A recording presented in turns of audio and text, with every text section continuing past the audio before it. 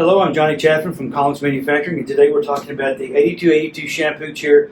This one has the optional heat and massage. So we're going to have a couple other videos that's going to talk about the massage system and talk about the lift system. But this one's going to be kind of a general knowledge video where we talk about kind of how the chair operates. So one of the first things we're going to talk about is the order number. We always ask people for their order number.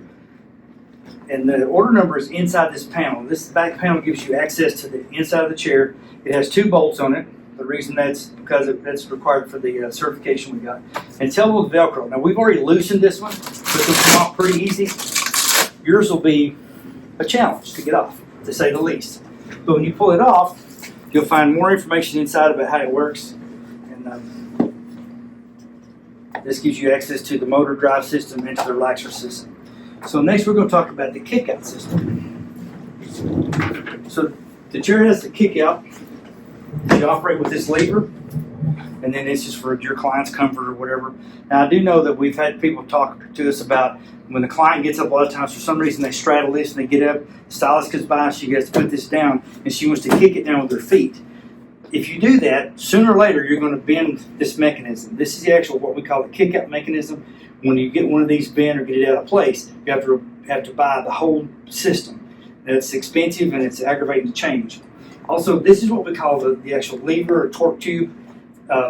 We have a video that shows you inside how to change that. It's a separate video on how to change out the torque tube. That's not really that big deal. Since we've gone to the solid tube, you almost never have to replace those. Turn our chair back around. I'll put it down using the lever like I should.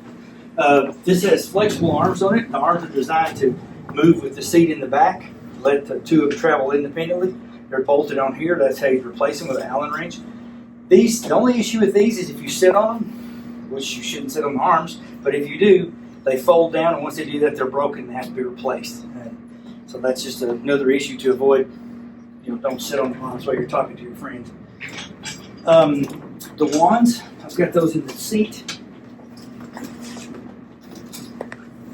I got my back video, sorry. So you have 2 separate wands. You have one for the up and down.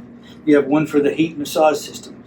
The heat and massage system and the up and down system are two totally separate electrical systems. They're not connected to each other in any way. They just have to be in the same chair. You have 2 different transformers for them, 2 different power supplies, 2 different control wands. Control wands, the best advice I can give you on those is always make sure you use them with dry hands.